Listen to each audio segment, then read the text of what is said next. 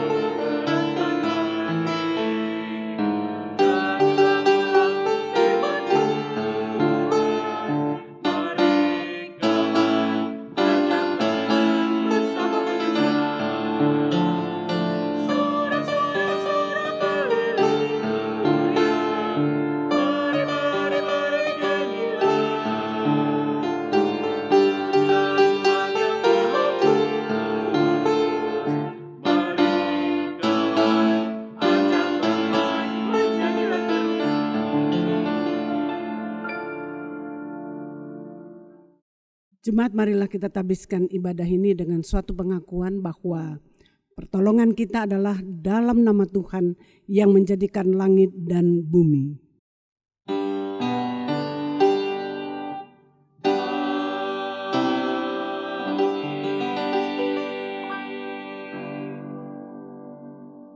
Nats pembimbing bagi kita pada minggu ini dari Yosua 3 ayatnya yang kelima yang menyatakan, berkatalah Yosua kepada bangsa itu, kuduskanlah dirimu sebab besok Tuhan akan melakukan perbuatan yang ajaib di antara kamu.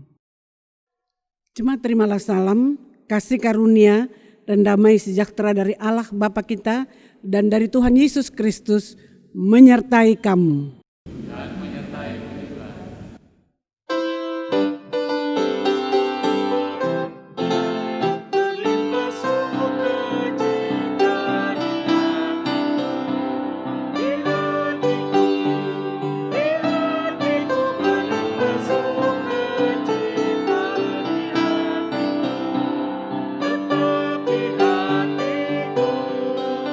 Aku bersyukur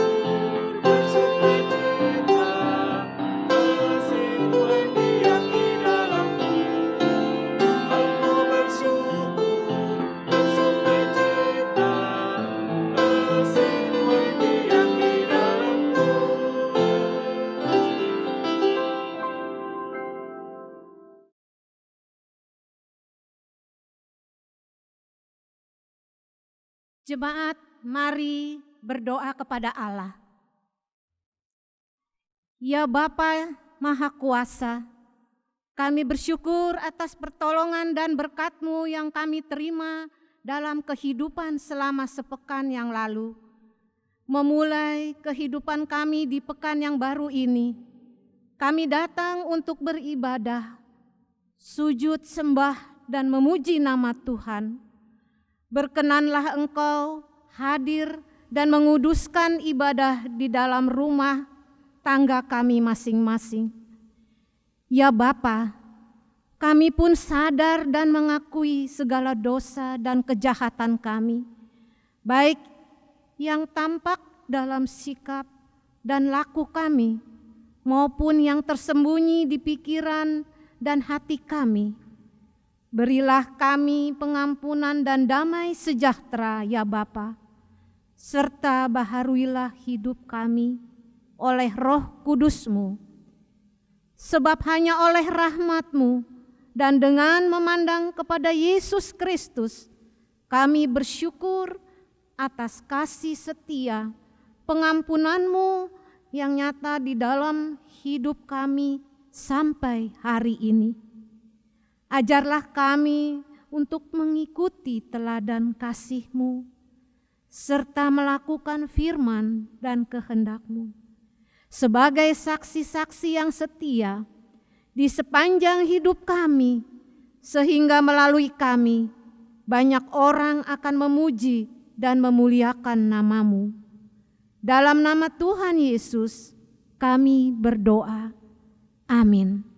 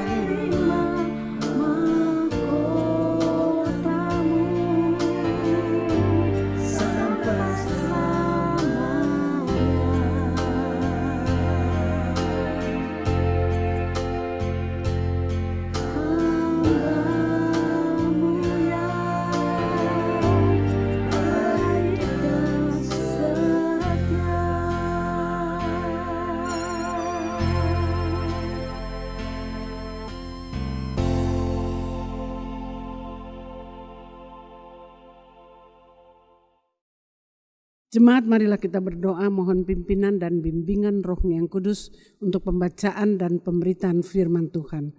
Mari kita berdoa. Kami datang kepadamu ya Bapa, merendahkan diri. Kami bersyukur hari ini kami masih diberi kesempatan untuk bersekutu, beribadah, memuji namamu, berdoa dan mendengarkan kebenaran firman-Mu. Karena itu urapilah hamba-Mu dengan kuasa Roh-Mu yang kudus. Nyatakanlah kehendak-Mu yang terbaik bagi kami dimanapun kami berada. Dan berfirmanlah kepada kami semua, sebab setiap kami sudah sedia untuk mendengarnya. Di dalam Yesus Kristus firman yang hidup itu kami berdoa. Amin. Jemaat, marilah berdiri untuk mendengarkan firman Tuhan yang dibacakan dari Alkitab. Haleluya.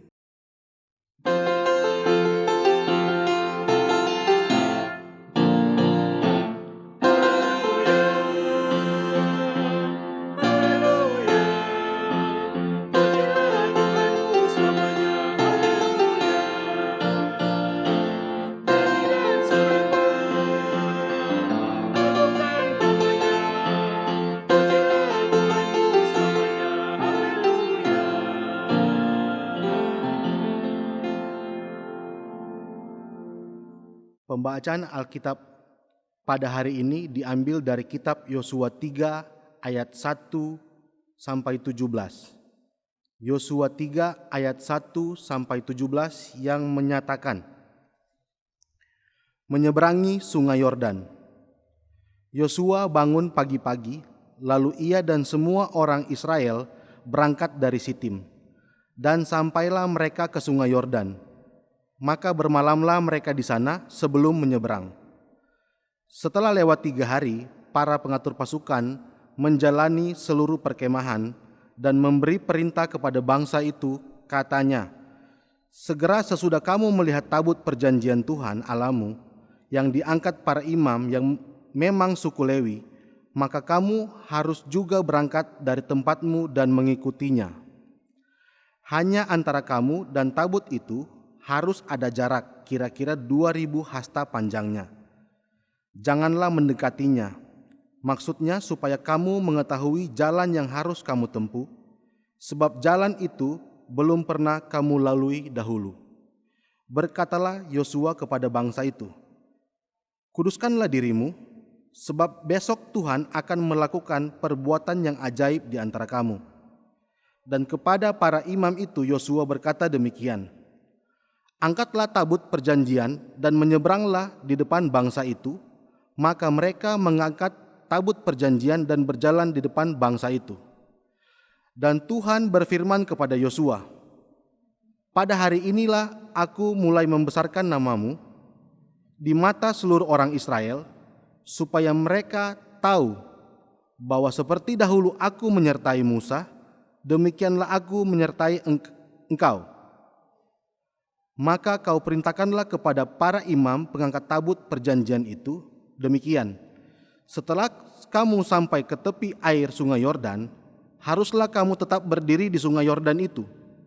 Lalu berkatalah Yosua kepada orang Israel, datanglah dekat dan dengarkanlah firman Tuhan Allahmu. Lagi kata Yosua, dari hal inilah akan kamu ketahui bahwa Allah yang hidup ada di tengah-tengah kamu, dan bahwa sungguh-sungguh akan dihalaunya orang Kanaan, orang Het, orang Hewi, orang Feris, orang Girgasi, orang Amori, dan orang Yebus itu dari depan kamu.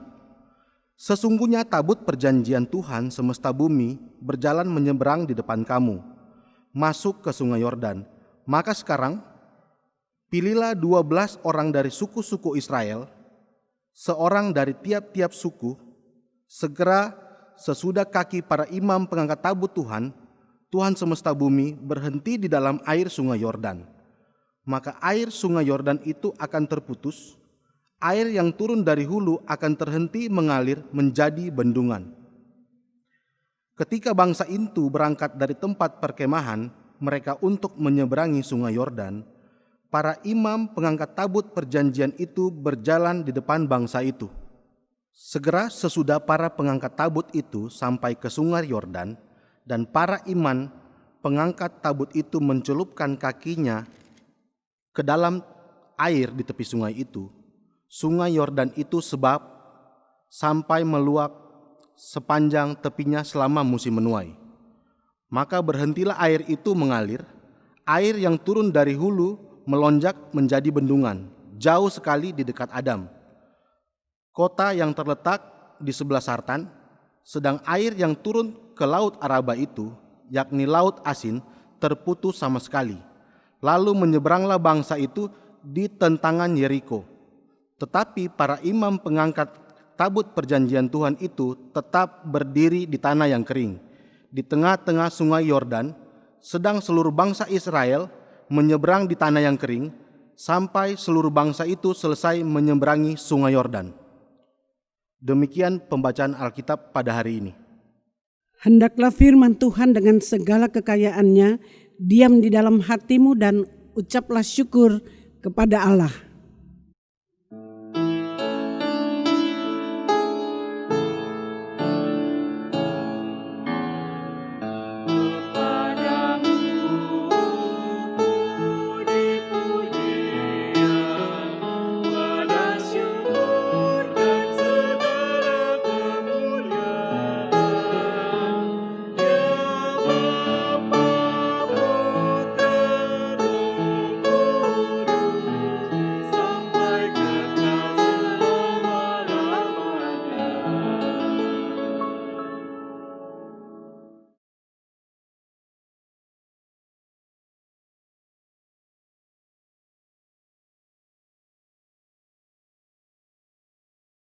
Jemaat yang kasih dalam Yesus Kristus, khotbah kita hari ini saya beri tema yaitu berjalan sesuai tata cara yang Tuhan kehendaki. Jemaat yang kasih dalam Yesus Kristus, kemanapun saudara berjalan, dengan siapa saudara berjalan, dan untuk tujuan apa saudara berjalan, hal itu sangat-sangat mempengaruhi pola pikir, pola sikap, dan pola tindak kita serta keputusan yang kita ambil dalam hidup ini. Jalan yang saudara pilih menentukan yang saudara temukan. Pelajaran yang paling berharga di hidup ini datang dari proses perjalanan itu sendiri dan bukan tujuannya. Artinya proses perjalanan itu menentukan baik atau tidak, berhasil tidaknya, dan hal ini membuat tujuan perjalanan itu menjadi jelas. Karena itu jemaat yang kasih dalam Yesus Kristus, banyak cara untuk membuat perjalanan di hidup ini ternodai dan mengalami kehancuran di masa depan. Tetapi hanya satu cara untuk membuat perjalanan di hidup ini bermakna dan berhasil dengan baik, yaitu ketika saudara dan saya berjalan seperti apa yang Tuhan ingini. Sebagaimana pengalaman Yosua bersama orang Israel di saat dalam proses perjalanan menuju tanah Kanaan atau tanah perjanjian. Dalam suatu perjalanan biasanya apa yang harus kita persiapkan? Berjalan bersama keluarga saja kadang-kadang ribet ya, ribet setengah mati. Apalagi di sini dilakukan oleh seluruh bangsa Israel dengan jumlah yang tidak sedikit. Seperti yang terjadi dalam perjalanan Yosua bersama bangsa Israel menuju tanah Kanaan. Untuk itu ada beberapa hal yang harus mereka lakukan. Antara lain, pertama, mempersiapkan diri secara matang. Kisah menyeberangi sungai Yordan dimulai setelah Yosua mendapat informasi dari kedua pengintai yang menyatakan bahwa oke, karena Tuhan telah menyerahkan seluruh negeri yang akan mereka masuki itu sesuai dengan yang dijanjikan Allah. Kalau kita baca di dalam Yosua 2 ayat 24. Kemudian bacaan hari ini di ayat 1 dan 2 mengatakan Yosua bangun pagi-pagi, lalu ia dan semua orang Israel berangkat dari Sitim dan sampailah mereka ke sungai Yordan. Maka bermalamlah mereka di sana sebelum menyeberang. Setelah lewat 3 hari, para pengatur pasukan menjalani seluruh perkemahan. Jadi Sitim itu di daerah Moab adalah nama tempat perkemahan terakhir bangsa Israel sebelum menyeberangi sungai Yordan di bawah pimpinan Yosua bin Nun sebelum menduduki tanah Kanaan atau tanah perjanjian. Nah, sungai Yordan adalah salah satu sungai yang sangat terkenal dan bersejarah bagi Israel. Cerita di dalam perjanjian lama maupun perjanjian baru seringkali mengatakan bahwa sungai Yordan adalah tempat yang cukup menentukan atau katakanlah yang bersejarah, salah satunya ketika Yesus dibaptis di sungai Yordan. Selain bersejarah, sungai Yordan sangat penting juga untuk irigasi bangsa Israel. Nah, secara geografis sungai Yordan adalah salah satu sungai yang paling rendah letaknya di seluruh dunia di atas permukaan laut. Kalau diukur dari Gunung Hermon, ketinggiannya hampir mencapai 1000 meter dan terus menurun sampai ke Laut Mati. Ya, saya pernah naik di Gunung Hermon dan di sana bisa melihat ya bagaimana sungai Yordan itu ya, mengalir. Itulah sebabnya kalau saudara melihat peta Israel, sungai Yordan yang mengalir dari Danau Galilea dan terus menuju selatan sampai Laut Mati disebut dengan Lembah Yordan. Sungai Yordan mencapai kepanjangan lebih dari 250 km, bayangkan saja cukup panjang. Dan sungai Yordan sebetulnya tidak terlalu besar, ukurannya bervariasi di beberapa daerah, ada yang sangat sempit dan melebar, tapi juga ada yang sampai mencapai 60 meter lebarnya. Walaupun sungai Yordan lebih kecil dibandingkan sungai-sungai di belahan dunia lainnya, namun pada saat akhir musim hujan, yaitu musim semi kalau kita baca di Fatsal 3 ayat 15, maka pada saat salju dari puncak Gunung Hermon itu mencair, maka akan menghasilkan air bah yang sangat dahsyat. Air sungai Yordan yang dangkal itu bisa mencapai kedalaman lebih dari 3 meter dan airnya yang deras meluap-luap sampai ke tepian bisa mencapai lebar 75 meter. Jadi saudara bisa bayangkan air itu yang sangat deras dengan kedalaman 3 meter lebih itu sangat mudah membunuh manusia yang menyeberanginya. Dengan kondisi seperti ini orang yang memaksa untuk menyeberang pasti akan terbawa arus dan sangat membahayakan bagi jiwa mereka, apalagi harus menyeberangi bersama dengan seluruh bangsa Israel, ada anak-anak, ada orang tua, ada barang-barang, ada binatang-binatang dan seluruh bawaan mereka. Dan ini bukanlah perkara yang mudah. Nah, menariknya dalam perikop hari ini sama sekali tidak dijelaskan bahwa Yosua ini sedang berpikir keras atau gelisah bagaimanakah mengatasi masalah sungai Yordan ini, atau berteriak dan berseru kepada Tuhan, bagaimana ini? Mustahil lah untuk menyeberang dalam situasi dan kondisi yang seperti ini. Apa yang harus saya lakukan dengan bangsa yang begitu banyak ini? Jemaat yang kasih dalam Yesus Kristus, banyak orang ketika menghadapi suatu masalah, ia hanya terpaku pada kenyataan-kenyataan yang dihadapi di depannya.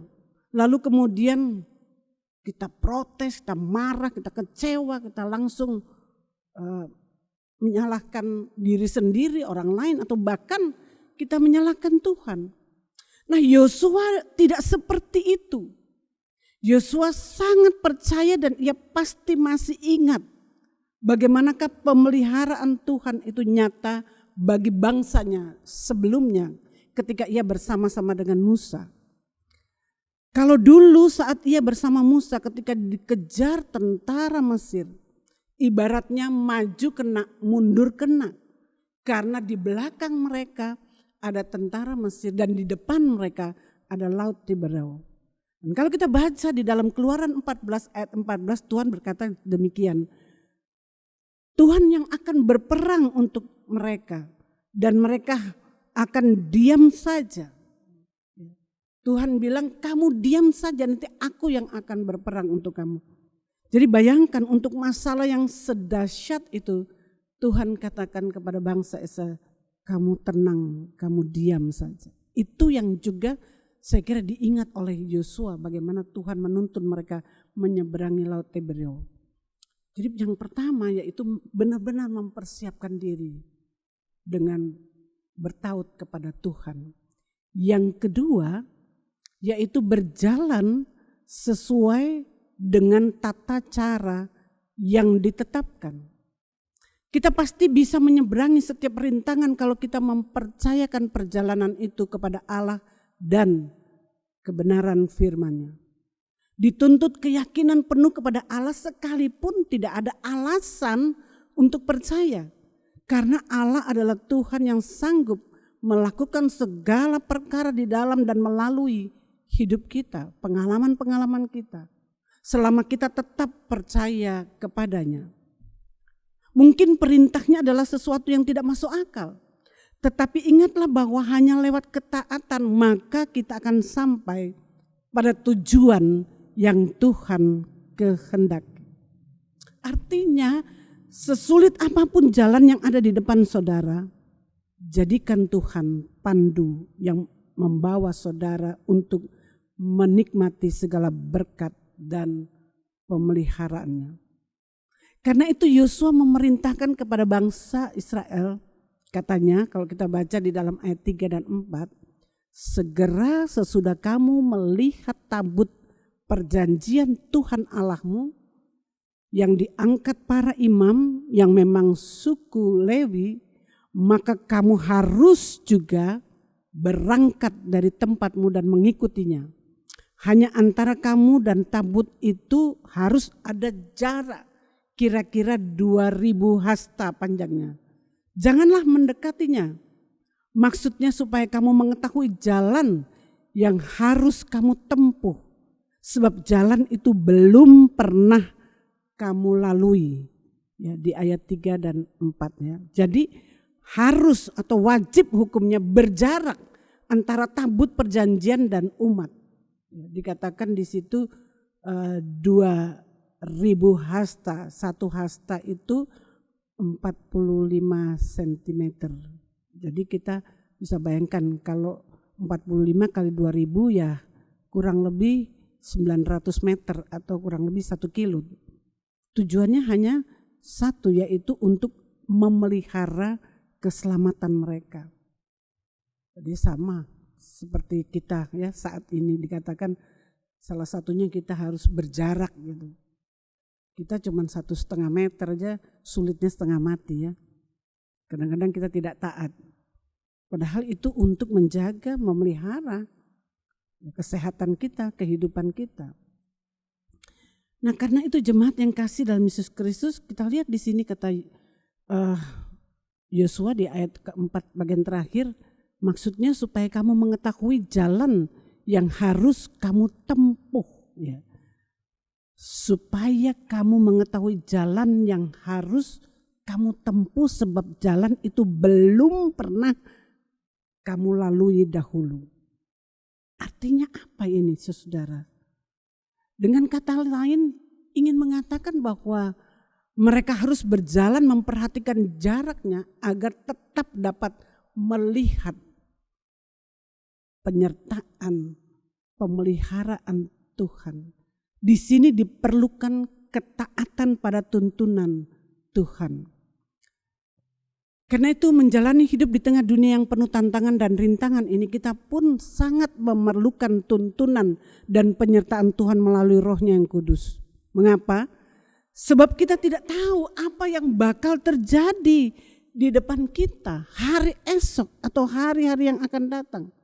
Walaupun orang bisa memprediksikan atau meramalkan akan terjadi ini dan itu, tetapi itu pun tidak bisa sama persis.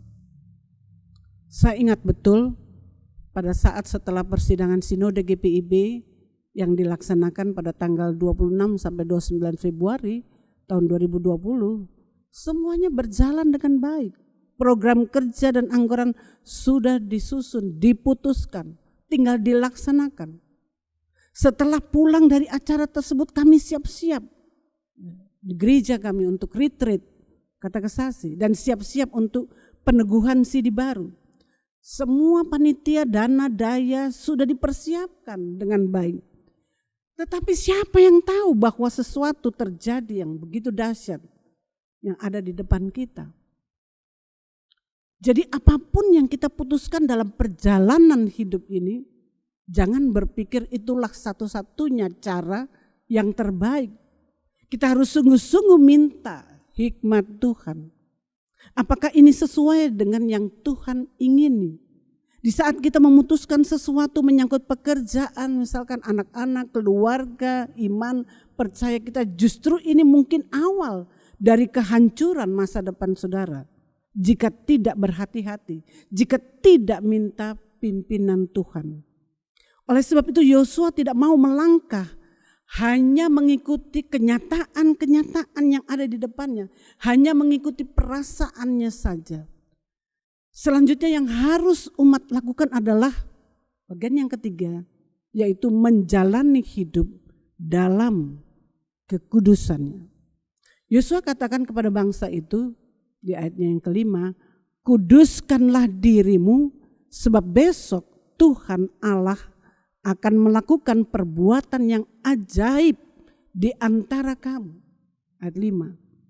Hidup kudus ini bukanlah hanya sebatas himbauan atau saran, tetapi merupakan suatu perintah yang harus mereka taati secara serius. Ini adalah sebuah syarat mutlak agar kita bisa melihat perbuatan-perbuatan ajaib yang Tuhan nyatakan secara di depan kita, dalam hidup kita. Ketika kita hidup dalam kekudusannya, maka Tuhan akan melakukan perbuatan yang ajaib, mujizatnya di dalam perjalanan kehidupan kita. Jadi jemaat yang kekasih di dalam Yesus Kristus, ada hubungan yang kuat antara Allah melakukan perbuatan-perbuatan yang ajaib bagi kita dengan kita sendiri pun harus hidup di dalam kekudusannya. Allah hanya akan berkarya apabila kita seirama dengan Dia. Itulah sebabnya Dia ingin agar kita hidup dalam kekudusannya. Karena Allah hanya akan mengaruniakan berkat-Nya dalam wadah atau dalam kehidupan yang bersih. Walaupun memang kita sadari siapa sih yang sempurna, kadang kita ada kekurangan, kadang kita jatuh, kadang ada kelemahan. Tetapi kita harus datang kepada dan terus minta supaya Tuhan memperbaharui kita sehingga hidup kita itu berkenan kepadanya. Nah, tindakan pengudusan ini kalau kita baca di dalam Keluaran 19 ayat 10, ayat 14 sampai dengan 15, artinya atau menunjuk kepada prinsip bahwa Allah tidak akan bertindak dengan penuh kuasa bagi umatnya jikalau hati mereka belum kudus dan selaras dengan kehendaknya. Sebelum kita memohon Allah melakukan tanda-tanda ajaib di tengah-tengah kehidupan kita, maka kita harus memastikan terlebih dahulu bahwa hati kita, pikiran kita, keberadaan kita, keinginan kita, supaya kita serahkan, dipimpin oleh Roh Kudus. Itu bagian yang ketiga. Yang keempat yaitu berjalan dalam iman dan ketaatan. Kalau kita baca dalam ayat 13 sampai 17, setelah dipilih 12 orang dari 12 suku Israel untuk mengangkat tabut perjanjian tersebut, bayangkan saja, begitu dikatakan begitu kaki imam tersebut menyentuh sungai, menyentuh tepi sungai Yordan. Ketika para imam mencelupkan kakinya, maka air sungai Yordan itu terputus. Sungai Yordan itu sebak, ya sebak artinya meluber penuh ke samping, meluap tapi ke samping. Sehingga seluruh orang Israel bisa menyeberangi Sungai Yordan di tanah yang kering.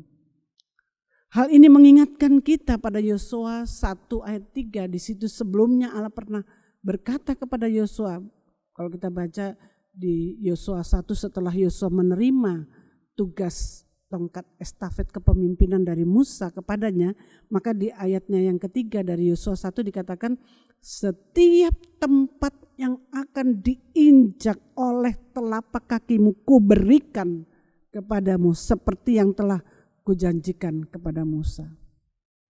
Jadi kita ditempatkan di mana saja, di tempat yang kering, di tempat yang sulit, di tempat yang penuh pergumulan.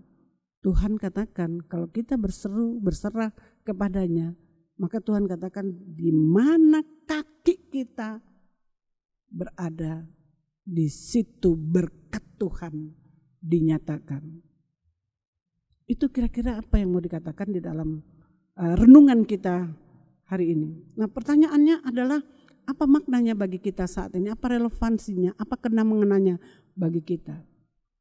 Artinya jika kita ingin melihat dan merasakan mujizat yang terjadi dalam kehidupan kita, maka tidak ada cara lain yang harus kita lakukan adalah paling tidak ada 3 hal. Yaitu tadi berjalan sesuai dengan yang Tuhan kehendaki, yaitu taat dan setia. Yang kedua, hidup di dalam kekudusan. Yang ketiga adalah melangkah dengan iman. Artinya beriman saja, percaya saja tidak cukup. Beriman itu adalah langkah pertama. Langkah selanjutnya kita harus hidup sesuai dengan yang kita percayai, yang kita imani. Maka Allah akan melakukan perbuatan-perbuatan yang ajaib, yang besar, bahkan hal-hal yang kadang-kadang kita tidak paham, yang kita tidak mengerti, kadang-kadang tidak sesuai dengan kenyataan-kenyataan yang sedang kita hadapi, tetapi itulah yang Tuhan akan lakukan bagi kita. Ketika kita berjalan sesuai dengan kehendaknya, ketika kita hidup di dalam kekudusannya, ketika kita melangkah dengan iman, maka dikatakan bahwa kamu akan lihat, aku akan memberikan mujizat-mujizat, perbuatan-perbuatan yang ajaib kepadamu. Kiranya ini juga menjadi penguatan bagi kita sebagai orang percaya. Tuhan memberkati kita semua. Amin.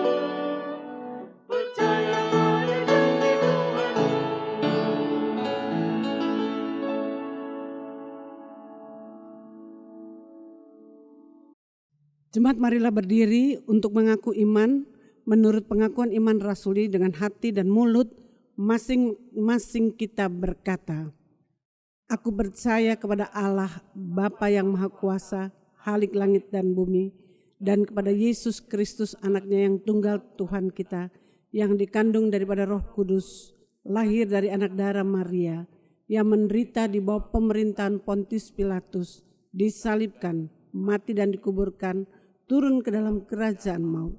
Pada hari yang ketiga bangkit pula dari antara orang mati, naik ke surga, duduk di sebelah kanan Allah, Bapa yang Maha Kuasa, dan akan datang dari sana untuk menghakimi orang yang hidup dan yang mati. Aku percaya kepada Roh Kudus, gereja yang kudus dan am, persekutuan orang kudus, pengampunan dosa, kebangkitan daging, dan hidup yang kekal.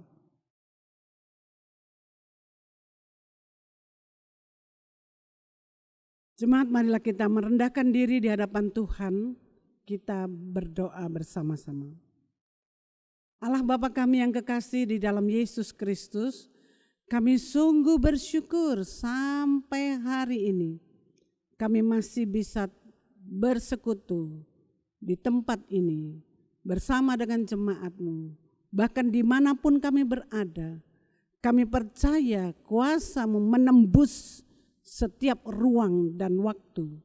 Karena itu kami serahkan setiap jemaat-Mu yang beribadah dari tempat ini sampai ke ujung-ujung dunia. Hamba-hamba-Mu yang melayani Engkau, anak-anak-Mu yang bersekutu, mereka yang ada dalam kehidupan keluarga sendiri, bahkan yang sedang berlayar di laut lepas, mereka yang di udara, dimanapun mereka berada, di lembah-lembah, kiranya Tuhan hadir di tengah-tengah kehidupan mereka. Kami berdoa Tuhan untuk gereja-Mu di dalam persekutuan kami, bergandeng tangan dengan para penatua diaken, komisi-komisi, unit-unit misioner, dan semua yang ambil bagian dalam pelayanan gereja-Mu. Tuhan kiranya memberkati jemaat-Mu, khususnya di GPIB Immanuel Depok ini. Kami boleh merayakan dan mengingat kembali karya agung-Mu lewat ibadah ini, khususnya juga kami boleh di minggu ini membawa anak-anak kami untuk mengucapkan pengakuan iman mereka secara pribadi, menjadi anggota warga Sidi Baru. Kami juga bersyukur Tuhan untuk setiap keluarga, setiap orang tua yang sungguh-sungguh mempersiapkan anak-anak mereka. Dan karena itu kami pertaruhkan mereka juga ke dalam tangan pengasihan-Mu. Kami berdoa untuk rencana perjamuan kudus pada minggu tanggal 2 Agustus. Baik yang ada di gereja maupun yang dilayani di rumah-rumah. Secara pribadi dalam keluarga-keluarga mereka. Kami serahkan ibadah-ibadah selanjutnya pun ke dalam tangan pengasihan-Mu. Tuhan yang baik, yang penuh kasih, kami teringat untuk anak-anak kami, jemaat-Mu, keluarga, mereka yang sedang mencari pendidikan dari tingkat terendah sampai dengan tingkat tertinggi. Buatlah mereka belajar dengan sungguh-sungguh, sekalipun belajar di rumah.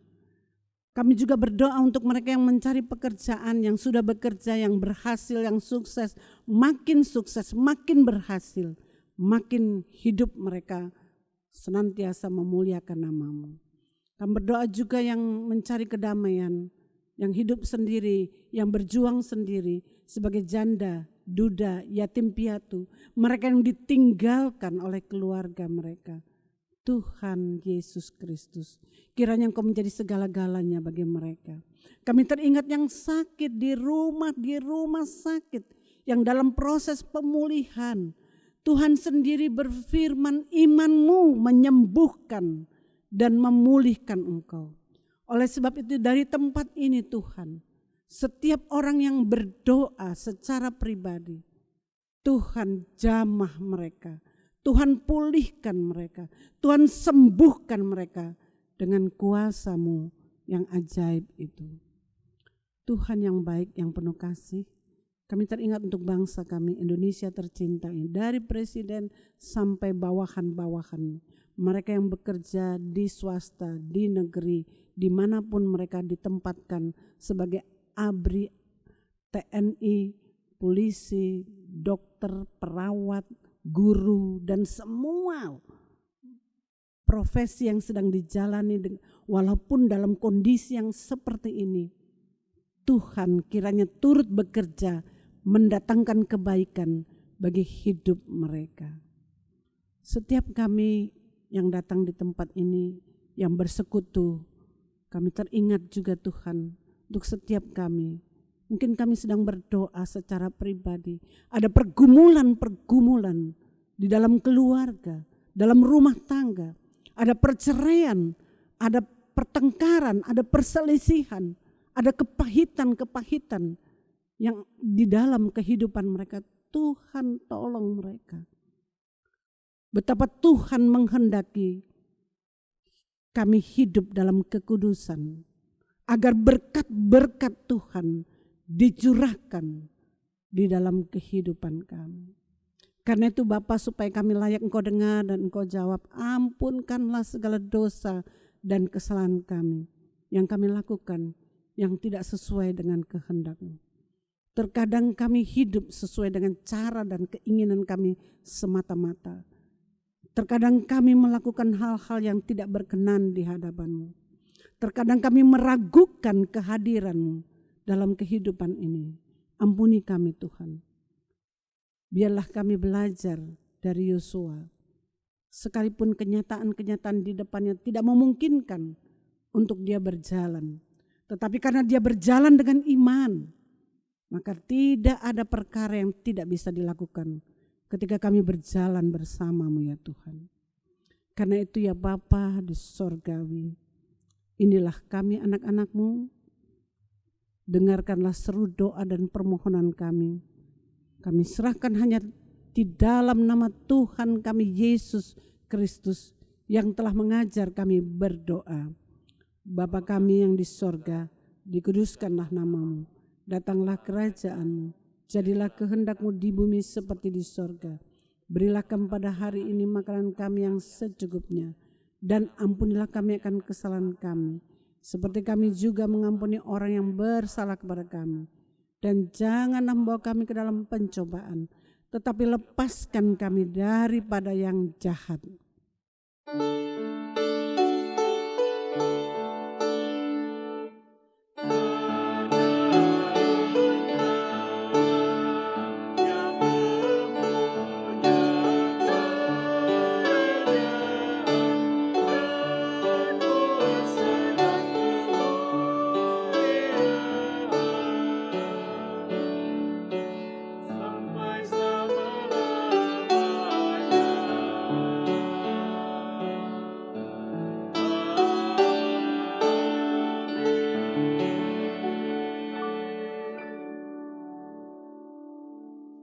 Saudara-saudara, persembahan yang kita berikan adalah lambang persembahan diri kepada Allah. Marilah kita berikan yang terbaik kepadanya, sebab yang terbaik sudah Ia kerjakan bagi kita. Persembahan yang saudara berikan dapat menopang jalannya pelayanan. Dengarlah nas Alkitab dalam 2 Korintus 8 ayatnya yang ke-12 yang menyatakan, sebab jika kamu rela untuk memberi, maka pemberianmu akan diterima kalau pemberianmu itu berdasarkan apa yang ada padamu, bukan berdasarkan apa yang tidak ada padamu. Tuhan memberkati saudara dan persembahan saudara. Sebelum memberi persembahan, mari bernyanyi.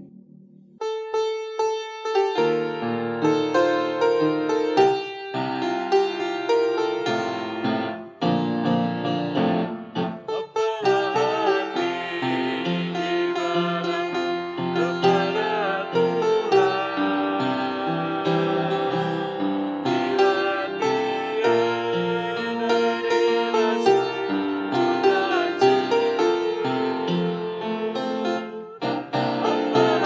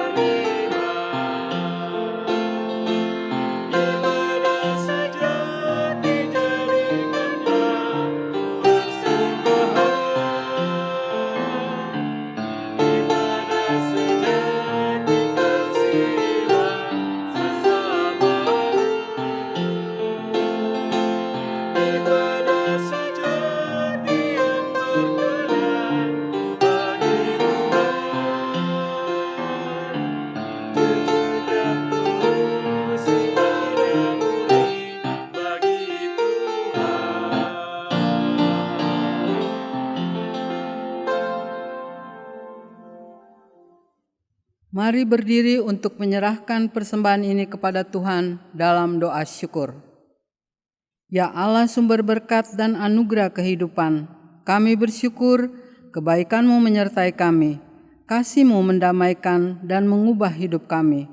Engkaulah Tuhan dan Juru Selamat yang hidup. Inilah kami yang membawa persembahan kepadamu. Apa yang kami berikan dengan senang ini kiranya berkenan bagi-Mu. Pakailah hidup kami untuk mengasihi sesama, agar pelayanan dan kesaksian gereja Tuhan menjadi berkat. Dalam nama Yesus, Sang Sumber Berkat yang hidup, kami berdoa dan bersyukur. Amin. Jemaat dipersilakan duduk.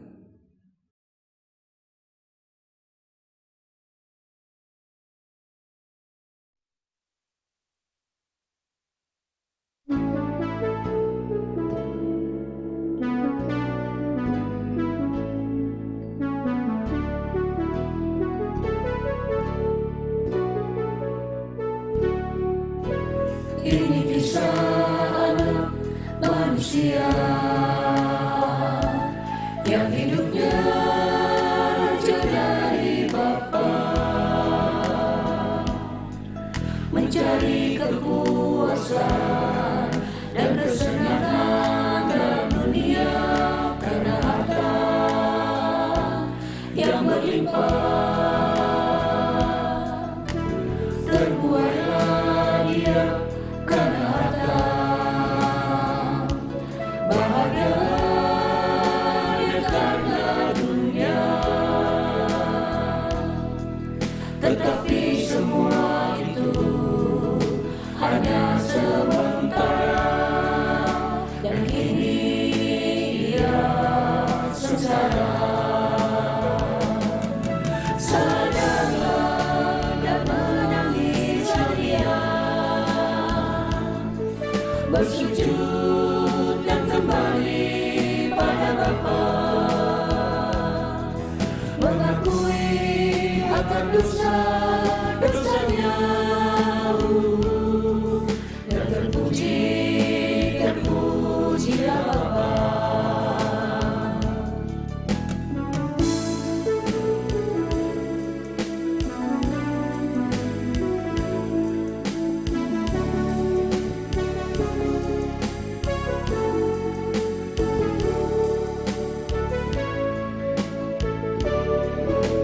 Terbuailah dia karena harta, bahagia dia karena dunia. Tetapi semua itu hanya sementara, dan kini dia sengsara.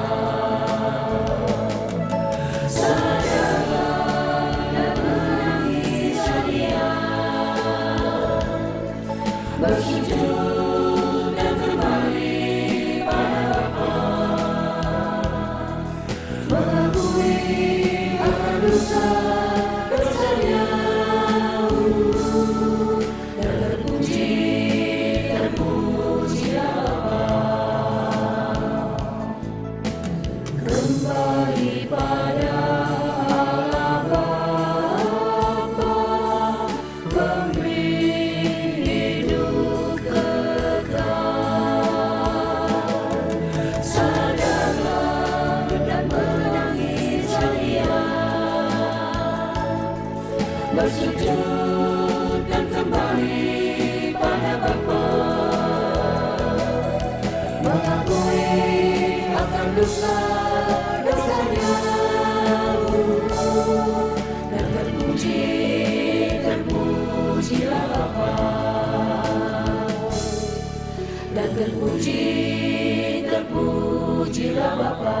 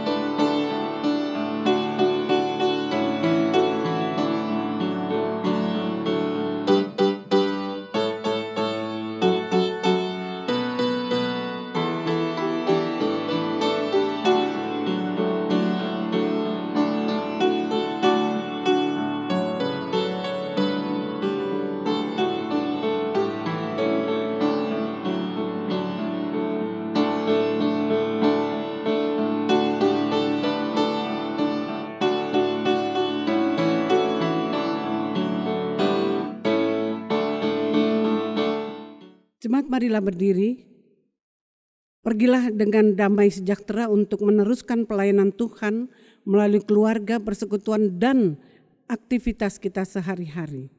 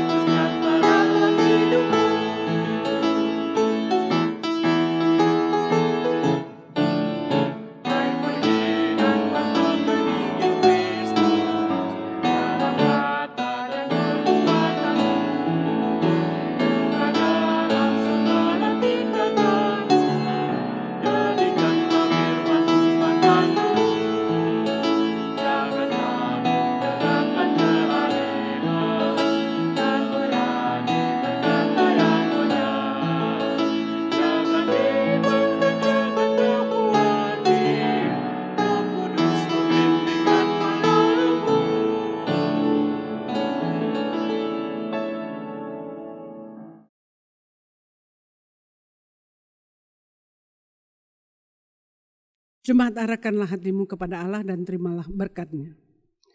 Damai sejahtera Allah yang melampaui segala akal akan terus memelihara hati dan pikiranmu, hidup dan masa depanmu di dalam kasih karunia Yesus Kristus.